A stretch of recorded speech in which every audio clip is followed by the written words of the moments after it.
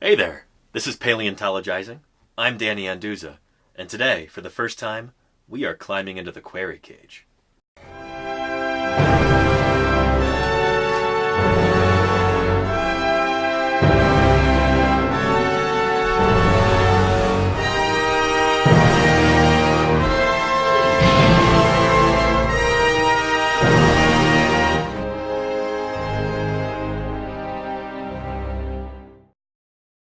Welcome to the quarry cage.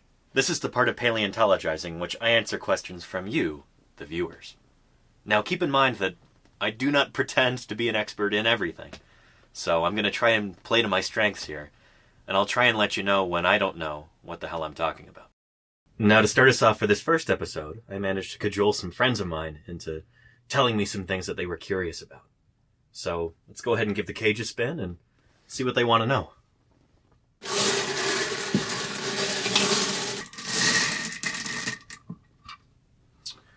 All right.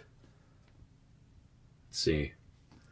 I-26, which is Mark from Pittsburgh. So Mark says, "What's up, Danny? We were collecting tree stars the last time we ran into one another." Is that a Land Before Time reference?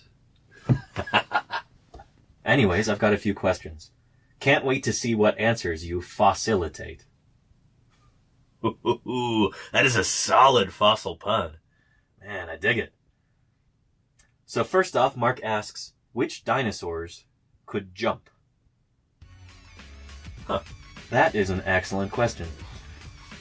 So I guess the easy answer would be something like, well, there are a lot of smaller, more athletic-looking dinosaurs, like your small theropods and what we used to call hypsilophodonts, and all of them could probably jump.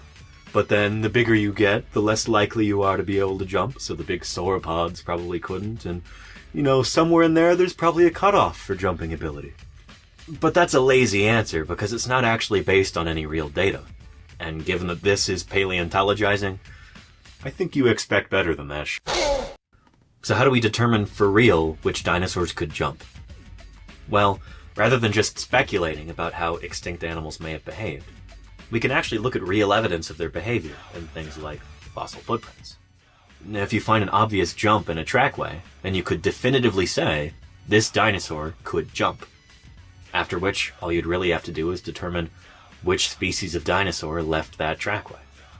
Which is obviously easier said than done. So if that's not exactly feasible, then what's the next best thing? Well, we could take a look at their skeletons to determine which animals look athletic enough to be able to jump. But again, I would caution against that.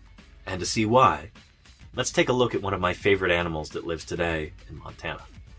This is the pronghorn, and you can probably tell it's a supremely athletic animal.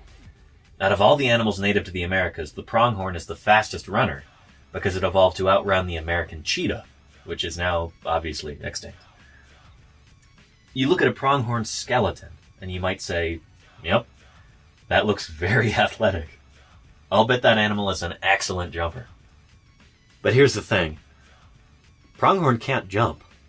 I've seen a lot of pronghorn where I do field work in eastern Montana, and it's always interesting to watch them when they approach a fence line. I don't know the specifics about why, but unlike deer and elk, which casually jump over fences with ease, pronghorn just can't.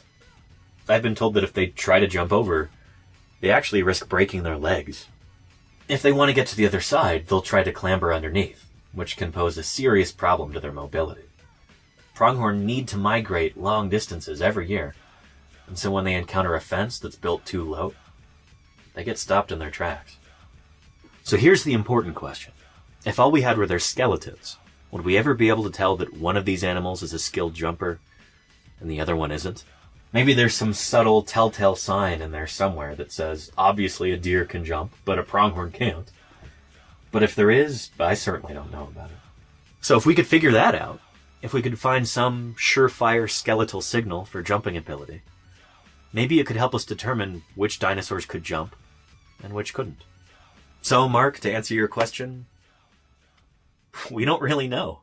And the thing is, that's really exciting, because it's something that we still have yet to determine.